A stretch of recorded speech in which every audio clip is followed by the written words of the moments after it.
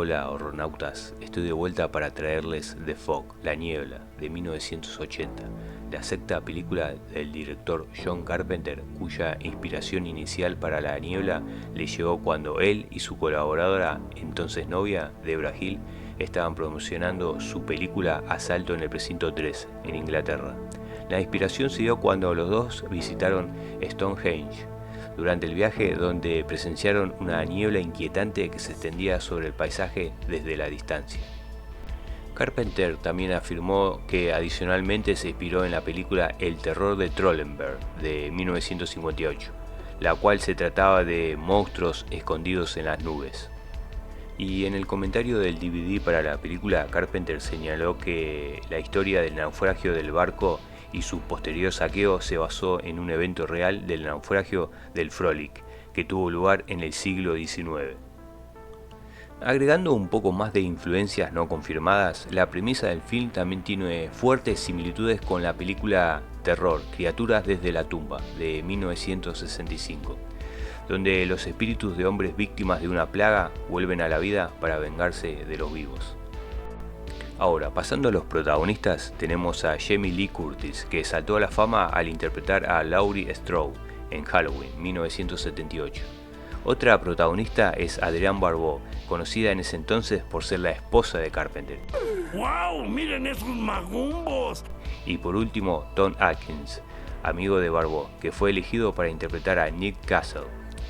La Niebla fue la primera aparición de Atkins en una película de Carpenter y también apareció en la siguiente película de Carpenter, Escape from New York, de 1981, así como en Halloween 3, Temporada de la Bruja, 1982.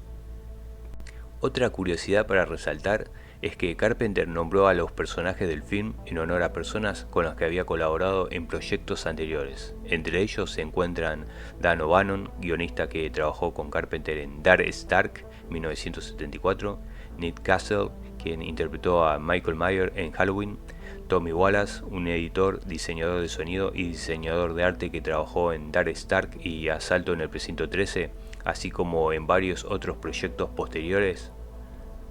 Otras referencias en la película incluyen el nombre del personaje de John Houseman, Mr. Machen, una referencia al fantástico autor de terror galés Arthur Machen.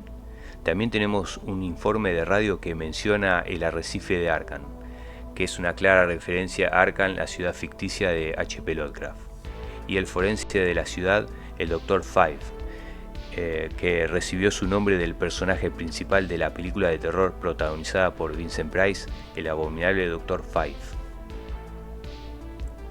El presupuesto de la película fue de solo 1.1 millones de dólares y recaudó 21.3 millones, dejando en claro que fue un éxito en taquilla. Por último, La Niebla tuvo su remake en el 2005, con Carpenter y Hill como productores, y no con Carpenter como director. Así que muchos se empezarán a preguntar, ¿vale la pena ver la película? Y mi respuesta es, no gasten tiempo viendo esa mierda. Una vez hecha esta advertencia, mis queridos espectadores, pasemos al resumen.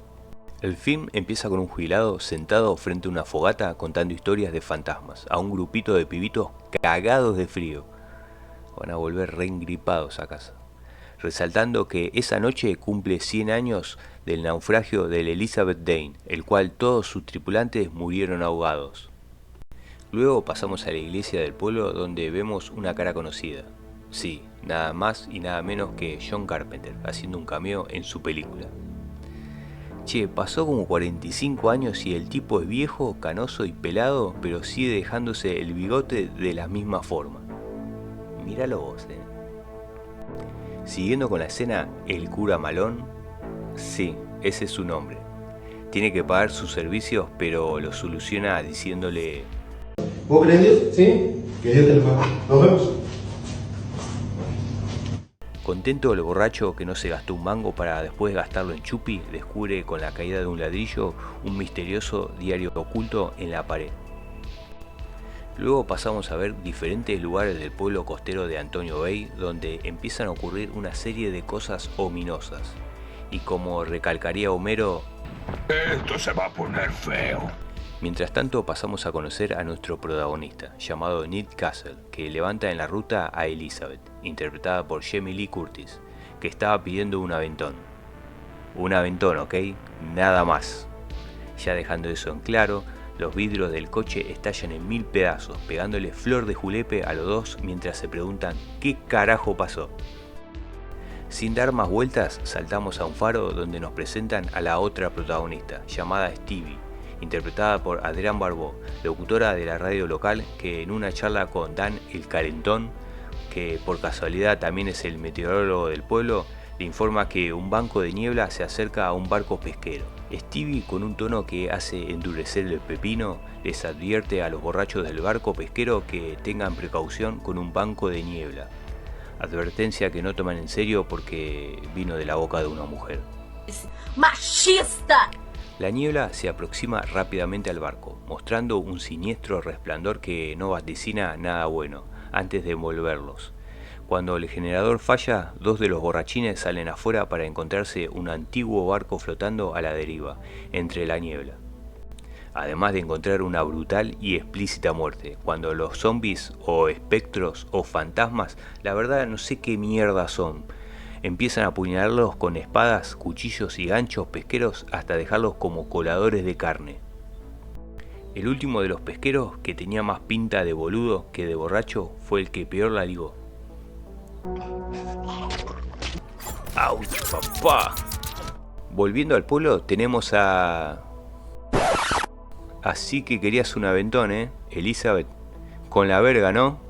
Siempre termino quedando como un boludo. Bueno, después que Nick y Elizabeth se conocen un poco mejor, unos golpes en la puerta llaman la atención de Nick, que alcanza a ver como una sombra se aleja de la puerta con tremendo gancho en la mano. Y aún así el pelotudo va a abrir la puerta como si nada. Parece que al echarse un polvo le quedaron un par de neuronas aturdidas al pelotudo. Pero por la magia del guión, o mejor dicho porque es el protagonista, la campana lo termina salvando, o más bien el tiempo lo termina salvando, porque los espectros parecen tener un horario para atacar. A la mañana siguiente el hijo de Stevie termina encontrando un tablón en la playa, con la palabra Dane, y no tiene mejor idea que llevárselo a la dormilona de la madre, para que se levante de una buena vez y le haga el desayuno. El pendejito usó uno de los trucos más viejos del mundo. Mirá, mi amor, te trajo un regalo. Bueno, ahora que está despierta, levantate y haceme de comer. Nunca falla. Regresando con el prota, este hace un viaje al muelle, en compañía de Elizabeth, para averiguar la razón del por qué su amigo no había vuelto a su casa. Yo le encuentro una razón para eso, pero mejor me callo. En una charla con un pescador, Nick da a entender que su amigo era un alcohólico de mierda, el Barney Gómez del pueblo, pero borracho y todo siempre volvía a su casa. Casualmente la mujer del borrachín es la alcaldesa y encargada de la conmemoración de que hace 100 años 6 colonos fundaron Antonio Bay. Esta se va con su asistente a ver al borracho chupador de vino del cura, que le termina pegando un flor de julepe a la rubia al salir de las sombras. Hasta a mí me asustó esa escena. El cura se termina disculpando para de inmediato mostrarle el diario de su antepasado. Nick y Elizabeth, por otra parte, salen en un bote para buscar el barco del borrachín del amigo, encontrándolo y subiéndose a bordo de este para descubrir que yace vacío, además de encontrar extrañas fallas en el equipo. El cura termina relatando con tono sombrío cómo su abuelo, junto a 5 personas más, terminaron causando el naufragio y la muerte de los tripulantes de Elizabeth Dane, además de robarle el oro que guardaba su barco, propiedad de un adinerado llamado Blake, que quería instalar una colonia de leprosos cerca de su poblado. En la bodega del barco, donde Nick y Elizabeth tienen una charla, esta culmina cuando la chica, que le gusta pedir aventones en la ruta, termina pegándose un doble julepe cuando un casillero se abre repentinamente, derramando basura y asustándola ligeramente hasta que un finado le hace un abrazo sorpresa por atrás, haciéndole que pinte de marrón la bombacha.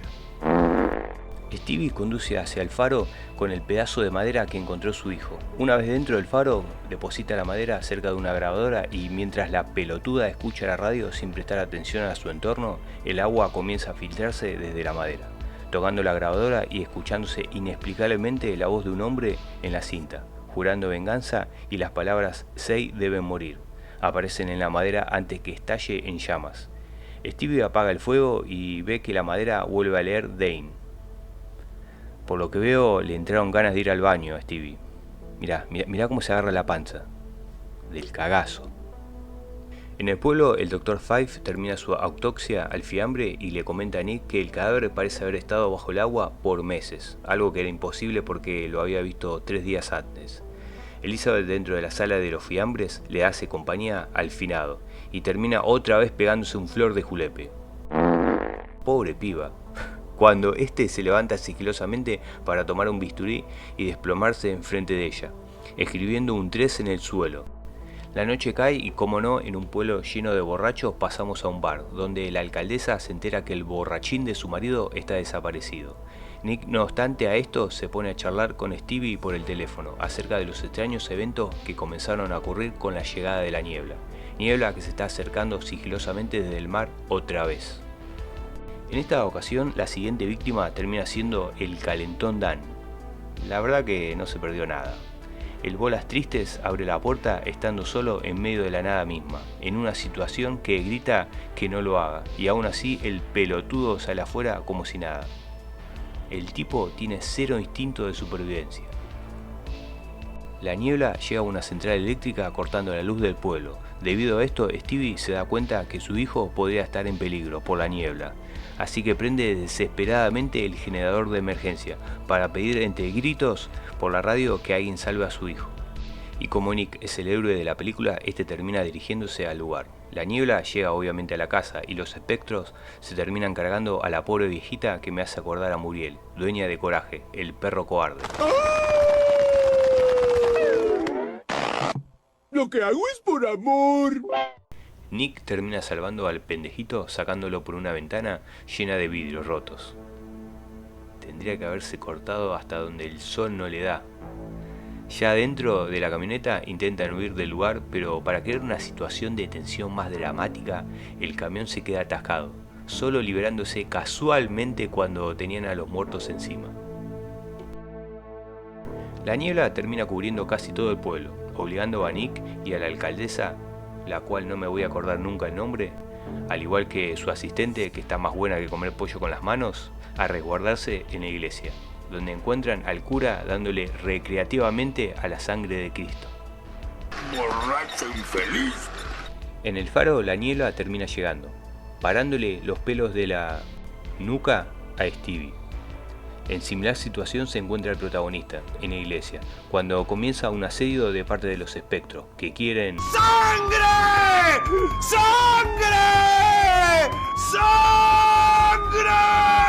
El cura, con ayuda de la alcaldesa, empieza a sacar ladrillos de la pared donde encontró el diario de su abuelo, para hallar la cruz de oro robada por este. El cura Malone, comprendiendo que los espectros han regresado para tomar 6 vidas e igualar a los 6 soretes hijos de puta que causaron sus muertes, ofrece la cruz de oro y a sí mismo para perdonar a los demás. Será un borracho, pero es un santo. El espectro de Blake se apodera de la cruz de oro y él y su tripulación desaparecen en un destello de luz cegadora, mientras que la niebla se desvanece salvando de último momento a Stevie, que estaba arrinconada en el techo del faro por 2 espectros. Stevie, ahora sola y a salvo de nuevo en el faro, advierte a sus oyentes que la niebla podría volver y da instrucciones a cualquier barco que pueda oírla para que esté atento a ella. Llegada la noche de horror a su fin, todo el mundo se vuelve para su casa, mientras que el cura Malone permanece dentro de la iglesia, preguntándose cómo carajo se salvó, dado que hubo 5 muertes. La niebla reaparece de golpe junto con los espectros y Blake de un espadazo decapita a Malone, sumando los 6. Fatality. La niebla de John Carpenter desde su estreno original se ha convertido en un clásico de horror menor, al igual que una película de culto expresada devotamente por admiradores y aficionados del género de terror. Hecha con un presupuesto bajo, Carpenter demostró, como lo haría muchas veces a lo largo de su carrera, que con la correcta ambientación, atmósfera y buenas actuaciones podía culminar con una película memorable. El film en concreto se centra en la venganza y la retribución de hechos pasados donde la verdad y la justicia nunca tuvieron lugar, obviamente con un toque sobrenatural que solo Carpenter podría darle tan efectivamente. En resumen, como dijo John Carpenter en una introducción de un DVD en el 2003, solo quería hacer una historia de fantasmas a la antigua usanza, con un guiño a los miedos de la infancia. Bueno gente, me voy despidiendo, muchas gracias a los que vieron el video y contento al ver que el canal está lentamente creciendo. Para el siguiente video tengo pensado hacer una reseña de Night of the Creeps de 1986, que es conocida en español como El terror llama a su puerta. Dicho esto, me despido de una vez y nos vemos en breve.